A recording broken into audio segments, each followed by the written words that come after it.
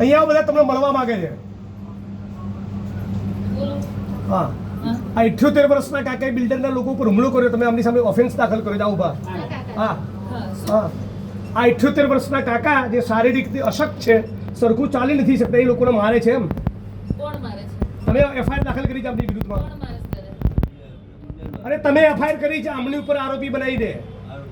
ભાઈ એ જોઈ લેશું હા. શું એફઆઈઆર થઈ છે, કોણે બીજું આ બિલ્ડરોના માણસો બધાને અશ્લીલ ગાળો બોલી દે છે બધી બહેનોને.